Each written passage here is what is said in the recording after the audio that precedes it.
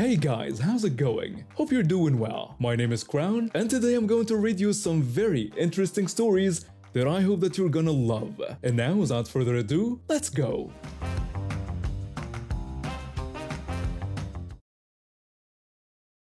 I'm 27 and work for a small firm.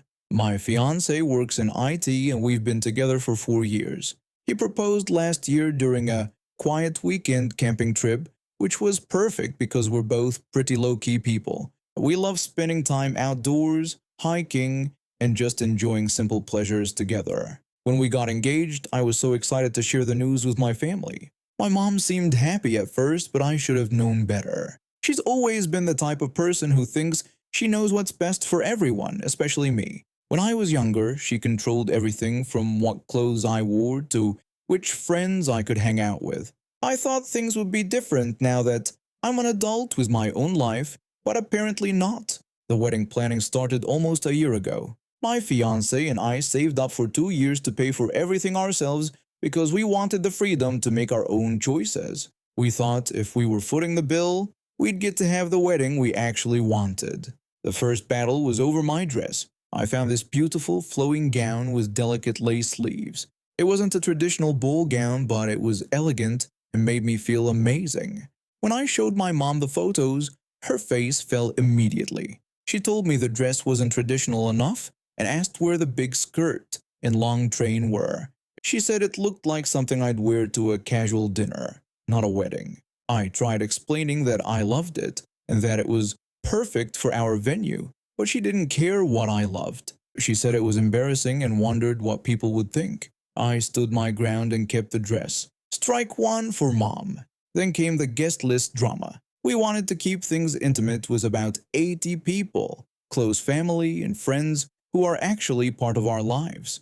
My mom had other ideas. She demanded to know where her cousin Sarah was on the list. I explained that I hadn't seen Sarah in 15 years and barely remembered her, but my mom insisted that Sarah was family and had to be invited. She also wanted me to invite the neighbors, saying the Johnsons would be offended if they weren't included. I pointed out that we didn't even really talk to the Johnsons, and that this was supposed to be people who were important to us.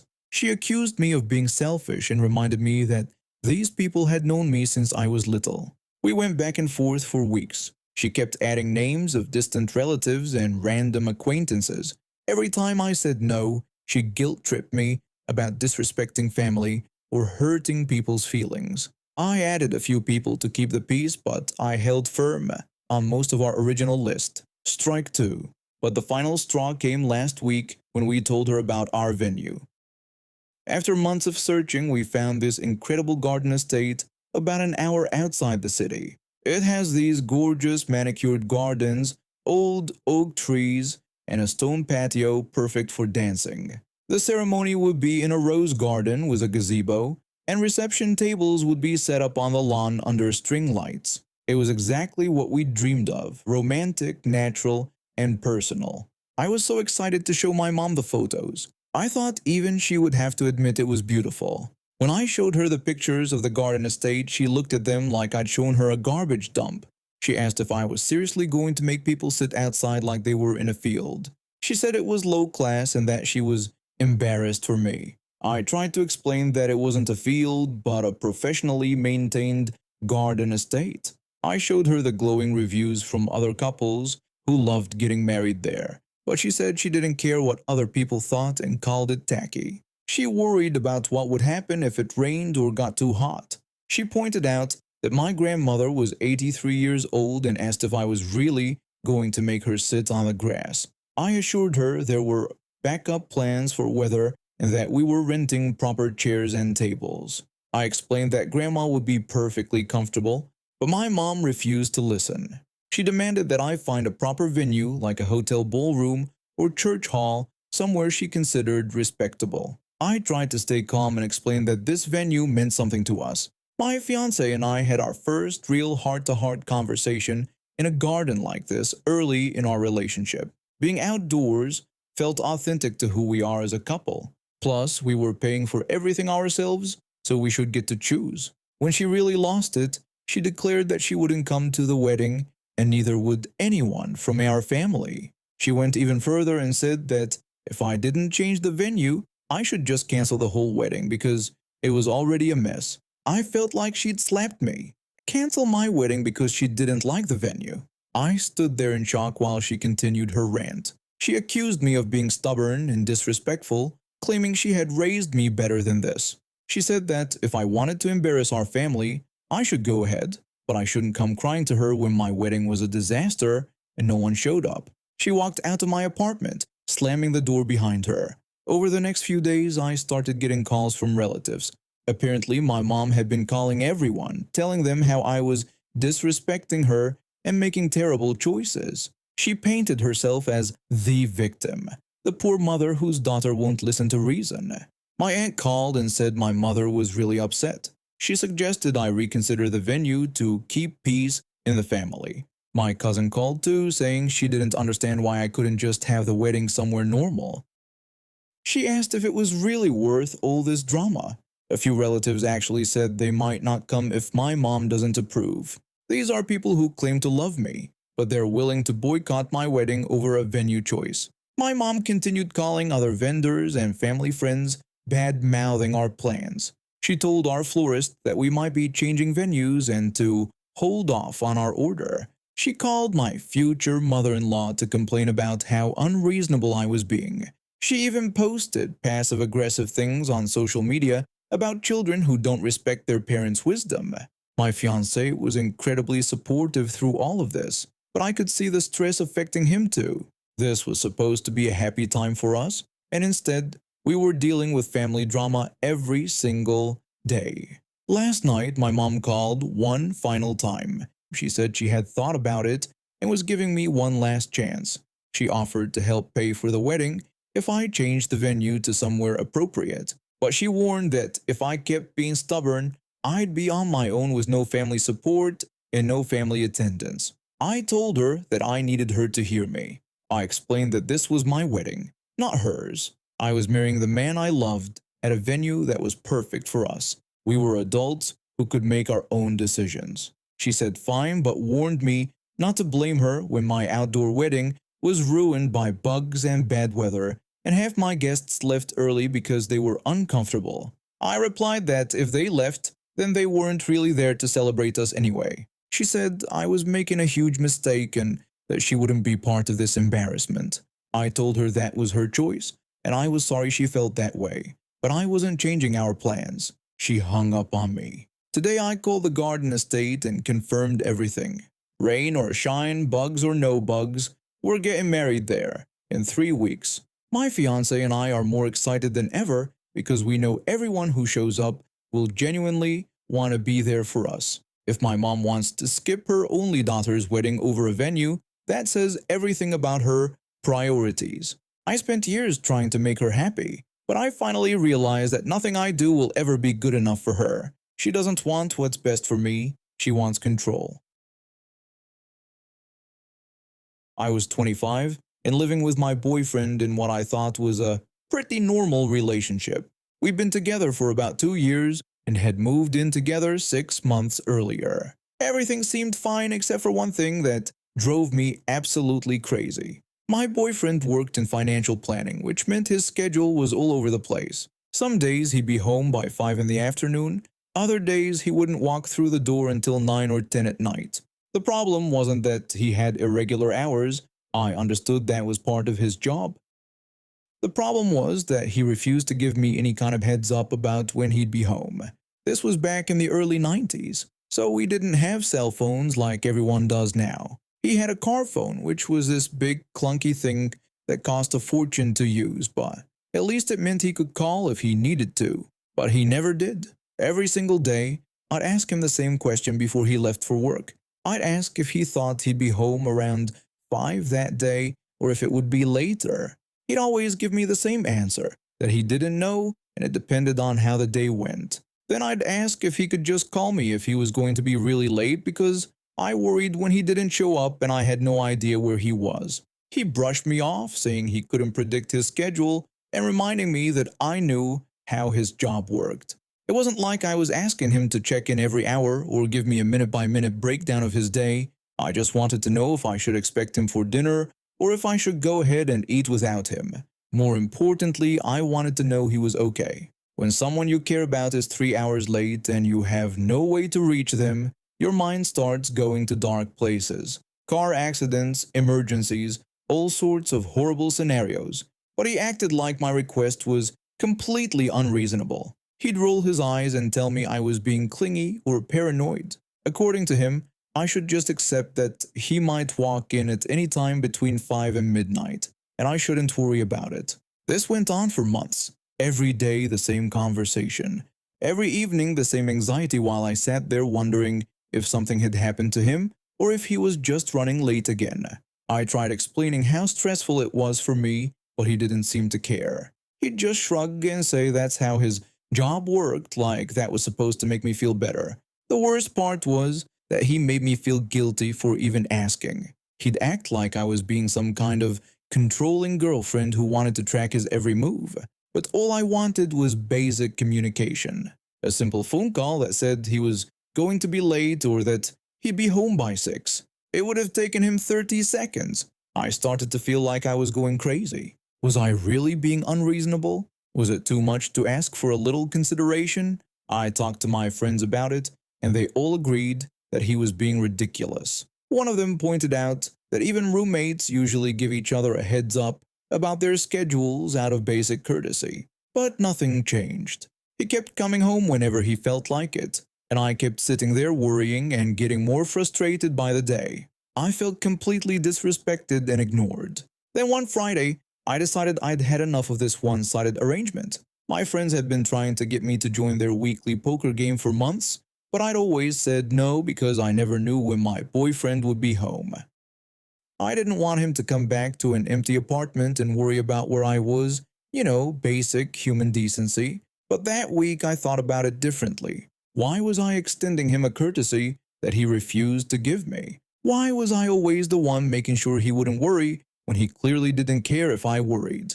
So I called up my friend who hosted the poker nights. I asked if that invitation was still open for that Friday night. She said of course and that they'd love to have me join them.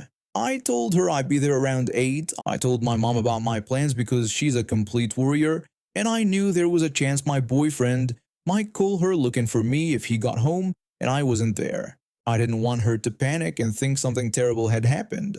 She said it sounded fun and mentioned that I hadn't been out with my friends in ages. I agreed and said I figured it was time to start having a social life again.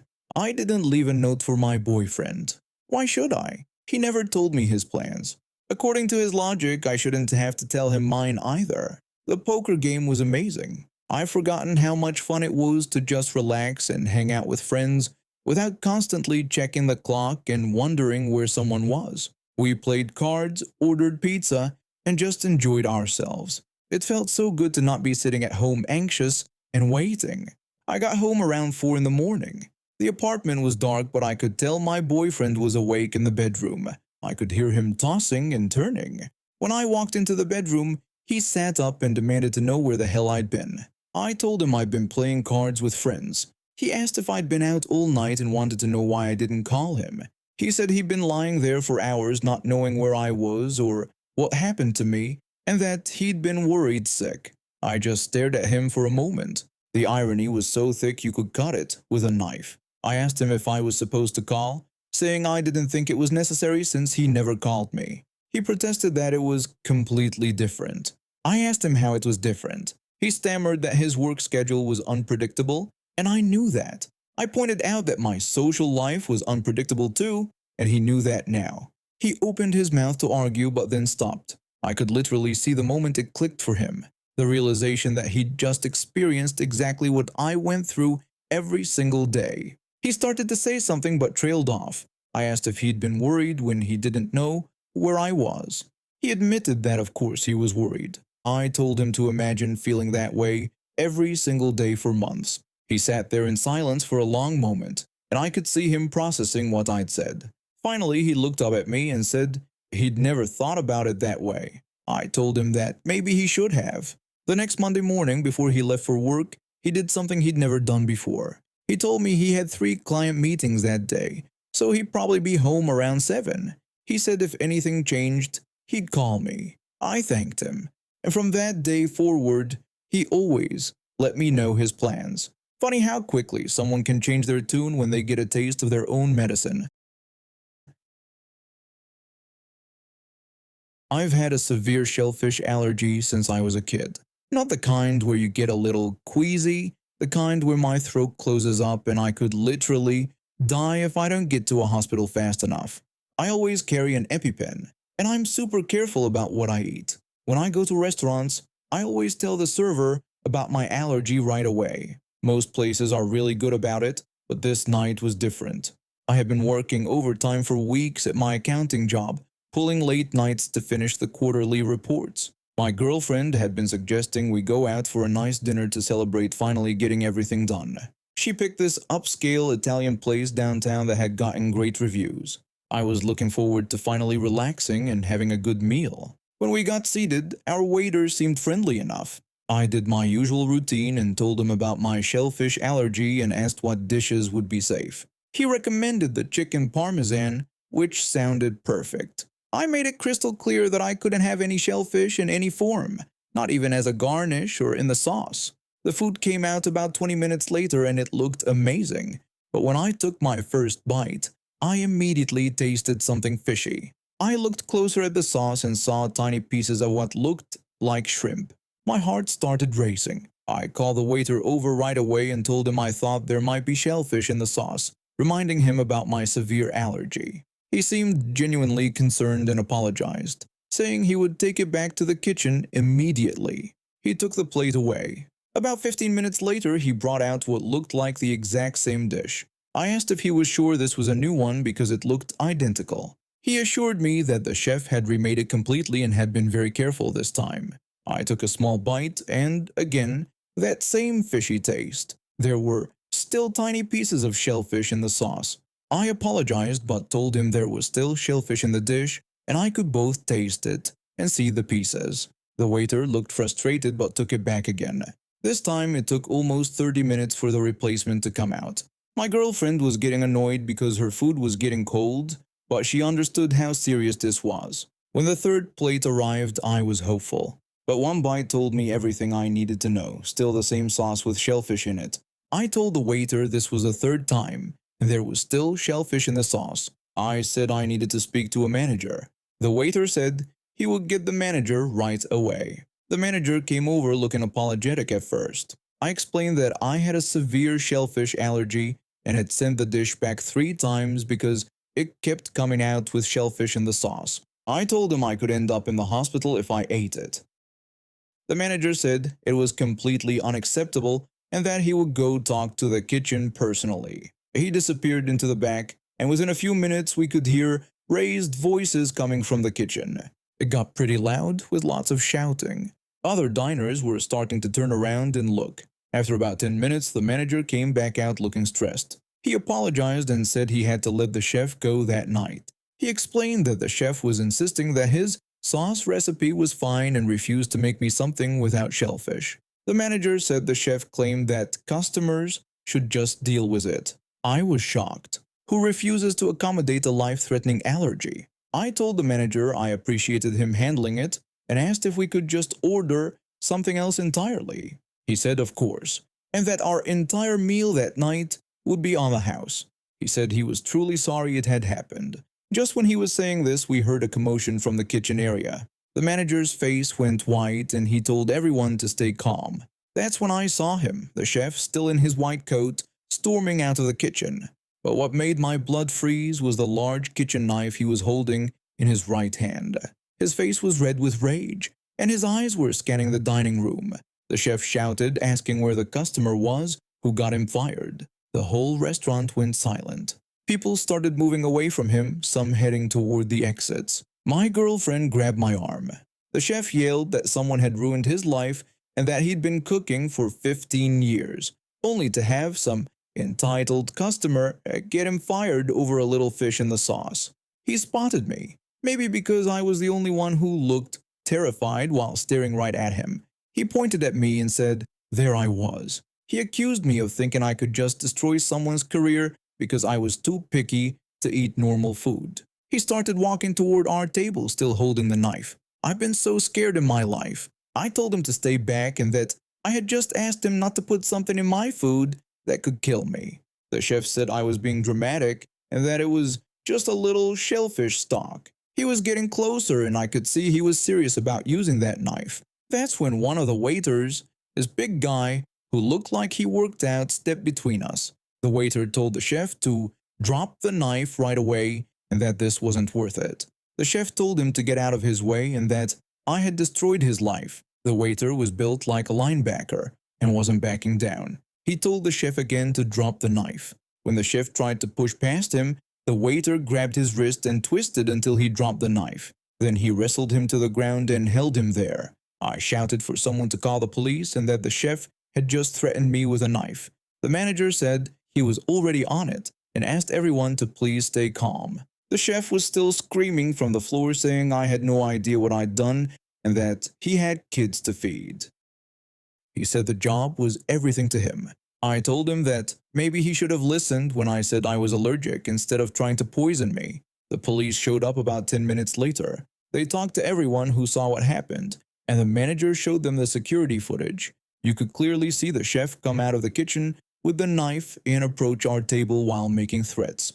The officers arrested him for assault with a deadly weapon and making terroristic threats. When they were putting him in the car, he was still yelling at me, saying this wasn't over and that I had ruined everything. The manager was incredibly apologetic and made sure we didn't pay for anything. He even gave us gift cards to come back, though I'm not sure I ever will. The whole thing was just insane. All I wanted was to eat dinner without dying from an allergic reaction. Instead, I had a crazy chef threaten to stab me because he couldn't be bothered to leave shellfish out of a sauce. I found out later that he was charged and convicted. Apparently, the security footage and witness statements made it an open and shut case. He got sentenced to 2 years in prison and had to pay a fine. The restaurant also got investigated by the health department because of how they handled food allergies. My girlfriend still brings it up whenever we're deciding where to eat. She always says she remembers what happened last time I picked the restaurant. I'm 17 and I saved up for over 2 years to buy my first car, working at the local diner every weekend, babysitting whenever I could, and doing odd jobs for neighbors just to get enough money together. When my uncle decided to sell his old Honda, he gave me a good deal because he knew how hard I've been working for it. The car isn't fancy or new, but it's mine.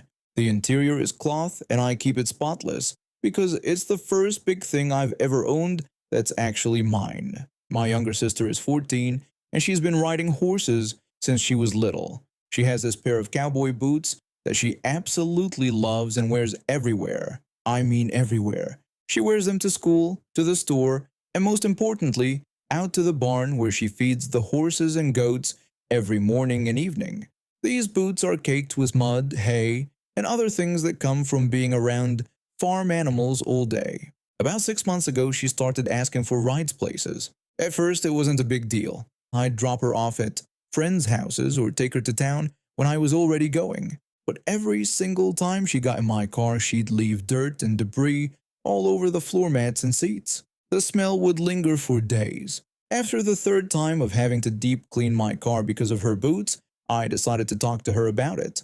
I explained that I didn't mind giving her rides, but asked if she could maybe wear different shoes when she got in my car. I even offered to put a bucket in the back for her boots so she could change them out. She asked if I was serious. She said it was just a little dirt and I was being ridiculous. Then she made a comment that really stung, calling my car old and acting like it was worthless. I'd worked so hard for that car and she was treating it like it meant nothing. I tried to stay calm and explained that it wasn't just dirt. There was mud and hay and worse things on those boots, plus the smell really stuck around in the cloth interior. I told her I wasn't asking her to get rid of the boots, just to wear different ones in the car or let me put something down to protect the seats. She flat out refused. She said the boots were comfortable and she wasn't changing for my stupid car. From that point on, every time the topic came up, she'd get nasty about it. She started calling me a neat freak and saying I cared more about my car than my own family. She'd make comments about how I thought I was better than everyone just because I had a car. The real problem started this summer when she began talking about me driving her to high school in the fall. She just assumed it was going to happen. She'd tell her friends that her sister would be driving her to school and she wouldn't have to take the bus like most freshmen. One evening, after she'd been particularly rude about the whole situation, I made my decision. When she asked what time I'd be picking her up on the first day of school, I told her I wasn't. She demanded to know why I would make her take the bus when I had a car. I explained that every time she got in my car, she disrespected it and disrespected me. I reminded her that I'd asked her nicely multiple times to just wear different shoes or let me protect the seats, and she'd refused every time. Then she'd call me names and act like I was asking for something crazy. She yelled that I was being a complete jerk over some stupid boots. I told her it wasn't about the boots at all. It was about respect. I'd worked for 2 years to buy this car, and I woke up at 6 in the morning to catch the bus to school for 2 years without complaining. She could do the same. She ran to our parents immediately. Mom came to talk to me, saying my sister claimed I wouldn't drive her to school because of her boots. I explained that it wasn't just about the boots. My sister had been disrespectful about my car and about the work I put into buying it. When I asked her to just wear different shoes or let me put something down to protect the seats, she refused and then called me names. Dad suggested maybe I could just put some old towels down. I told him I'd offered that and she'd said no. She told me I should just accept that my car would get dirty. Those were her exact words. Mom said she was my sister, like that should change everything. I reminded them that this was my car that I bought with my own money, and I didn't think it was unreasonable to ask someone not to track barnyard mess into it. The conversation went round and round. My parents seemed to think I should just deal with it because we're family, but they weren't the ones who had worked every weekend for 2 years to afford the car. A few days later, my sister tried a different approach. She apologized for what she'd said before and asked if we could work something out. I asked if she was willing to wear different shoes in the car. She said I knew those boots were part of who she was and asked if I could just get rubber floor mats or something. I reminded her that I'd offered to let her put her boots in a bucket or box, and she'd said no. I'd offered to put towels down and she'd said no. I wasn't going to spend more money to accommodate someone who wouldn't even meet me halfway. She called me unreasonable, and just like that, she was back to the name-calling. The first day of school arrived. I left at my usual time, and she was still getting ready. I could hear her complaining loudly to Mom about having to catch the bus. When I got home that afternoon, she was fuming. She said she couldn't believe I'd actually made her take the bus like some loser freshman. I reminded her that I took the bus for 2 years and turned out fine. She said all her friends' older siblings drove them to school. I told her maybe she should have thought about that before she decided my car wasn't worth respecting. The next morning, I found her sitting in my car when I came out to leave for school. She announced that she was coming with me. I told her no and to get out.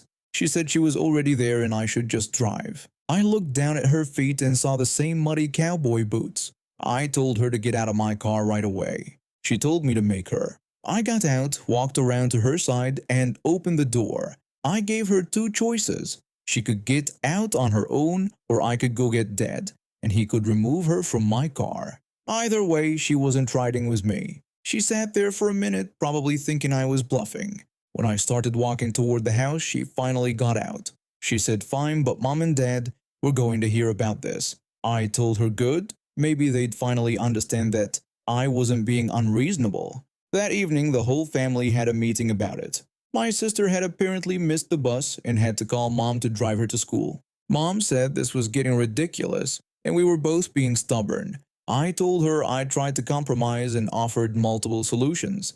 My sister had rejected all of them and then gotten nasty about it. Now she thought she could just force her way into my car, but that wasn't how this worked. Dad brought up the rubber mats again. I told him with all due respect, I shouldn't have to spend my money to fix a problem that had a simple solution. She had other shoes and chose not to wear them in my car. My sister insisted that those boots were important to her. I said this car was important to me, and the difference was I wasn't forcing her to give up her boots. I was just asking her not to wear them in my car. My uncle, who had sold me the car, happened to stop by during this conversation. After we explained the situation, he shook his head and said something that really hit home.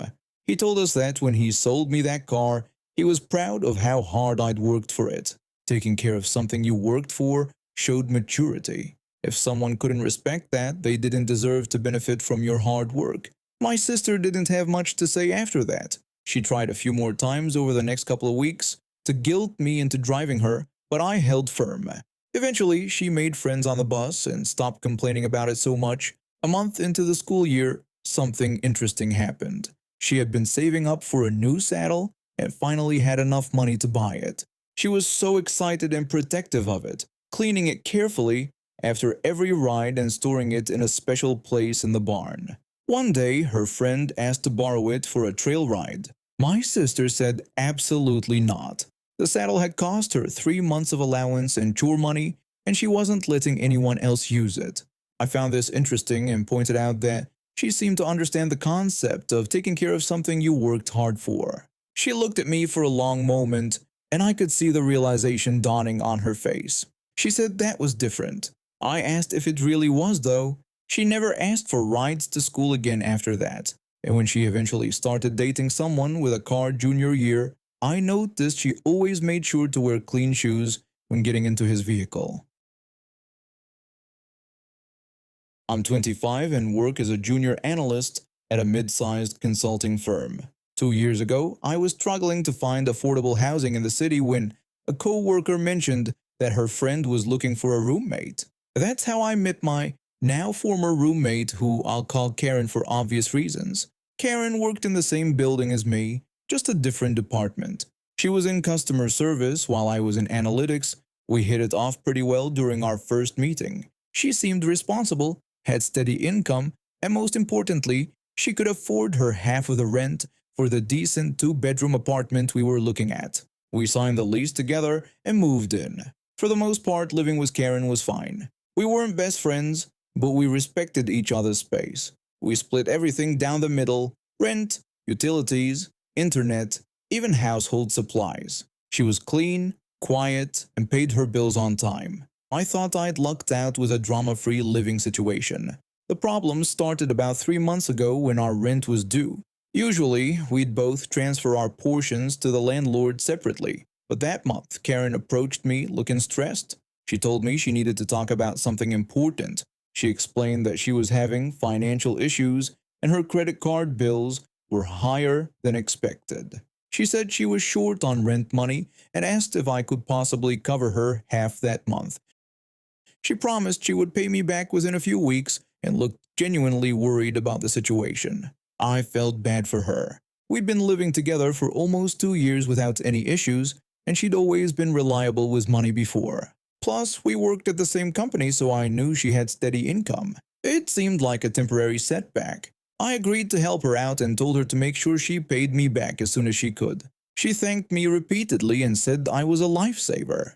She assured me she'd definitely have the money to me within 2 weeks, 3 at most. So I paid the full rent that month. It wasn't easy for me either, since I was also trying to build up my savings, but I figured helping out a roommate in need was the right thing to do. Karen seemed genuinely grateful and kept assuring me she'd pay me back quickly. 2 weeks came and went. No money. I didn't want to be pushy, so I gave her a few more days. Meanwhile, something exciting happened at work. My supervisor called me into her office and told me I was getting promoted to senior analyst. It wasn't a huge jump, but it came with a modest salary increase and better responsibilities. I was thrilled. When I got home that evening, I was practically bouncing with excitement. Karen was in the kitchen making dinner. I told her to guess what had happened and then shared the news about my promotion. She seemed genuinely happy for me at first, congratulating me and saying it was amazing, but then she said something that completely shocked me. She told me she was very happy about my promotion because now that I earned more money, I wouldn't come asking her about the money she owed me. She said I could just forfeit it now. I stood there for a moment processing what she'd just said. I actually laughed because I was so caught off guard. I asked her if she was joking, but her expression didn't change. She just shrugged and went back to stirring her pasta like she hadn't just told me to forget about the money she owed me. I decided not to make a scene right then. Maybe she was having a bad day, or didn't realize how her words sounded.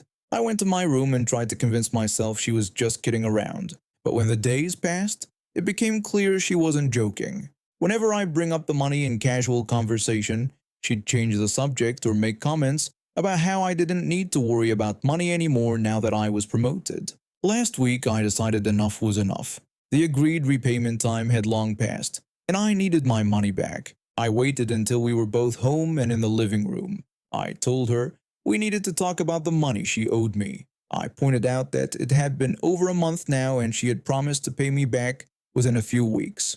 Karen looked up from her phone with this annoyed expression, like I was bothering her about something trivial. She told me to come on and that I was bigger than that now. She said I should let it go because I got promoted and earned more money, while she didn't. She was actually trying to make me feel guilty for wanting my own money back, just because I got a small promotion. I told her this had nothing to do with my promotion, and that she had borrowed money from me and promised to pay it back. I reminded her that was our agreement. She argued that I made more money now and it wasn't like I needed it as much as before. She asked if I couldn't just be cool about it. That's when I realized I was dealing with someone who had completely twisted the situation in her mind. She genuinely seemed to believe that my small raise somehow erased her debt to me. I told her to listen carefully. I said either I get my money or I get the police involved, and it was her choice. Her whole demeanor changed. The casual, dismissive attitude disappeared. She said I was just too mean and that she couldn't believe I threatened her over money when I knew she was struggling. I told her I wasn't being mean and that I was just asking for what was mine. I explained that she had made a commitment and I expected her to honor it. She walked off to her room, slamming the door behind her. For the next 2 days, the apartment was tense. She'd give me dirty looks and make passive-aggressive comments about how some people change when they get a little success. But on the third day, something interesting happened. I came home from work to find an envelope on the kitchen counter with my name on it. Inside was the exact amount she owed me, along with a note that said I could have my precious money. I counted it twice to make sure it was all there. It was. The next week, I found out through a co-worker that Karen had been bragging at work about her new designer handbag and expensive weekend trip to a spa resort. Apparently, her financial struggles were quite selective. Karen moved out 2 months later. She claimed it was because she found a better place, but I think we both knew the real reason. Living with someone after they've shown you their true character isn't exactly comfortable. I've since found a new roommate who actually understands that borrowed money needs to be returned, regardless of anyone's employment status. And now we have reached the end of today's stories. Thank you for watching, and see you next time.